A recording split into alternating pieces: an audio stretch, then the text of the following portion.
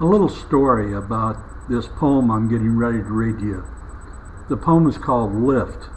I wrote it a few years ago, and well, this is the reason I'm posting it now. The other night, while lying in my bed, thoughts about my father started rumbling around in my head. I remember when he first was told that he had pancreatic cancer, and how upset he and the rest of the family were. I'm not sure if he was ever told, like we were, by Dr. Clark that he only had 6 to 9 months to live. I do remember my father asking Dr. Clark, and he said, "Jiggs, I'm not going to guarantee that you have 5 years."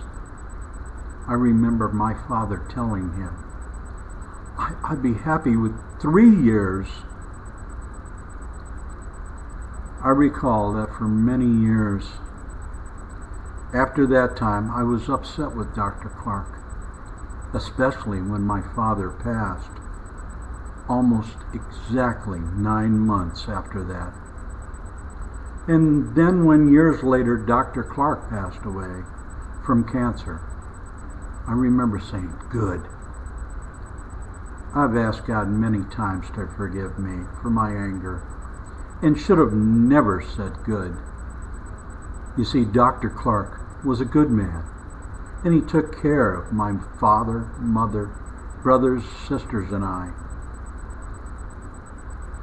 Now, I guess the reason I am now going to read the poem Lift, I wanted to share it with everybody out there, and maybe, just maybe, it'll help just one person to lift heaviness from their heart. Lift this heaviness from my heart. That is how my prayers usually start.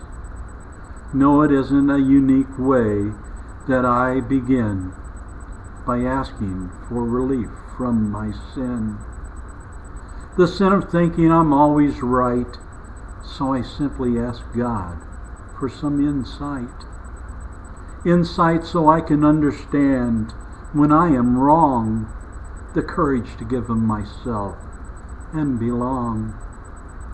I open myself to God and make my confessions, asking for help and recognizing my indiscretions. As I continue on with my simple prayer, it comforts me in knowing that God is always there. Please, God, your wisdom on me impart. Lift this heaviness from my heart.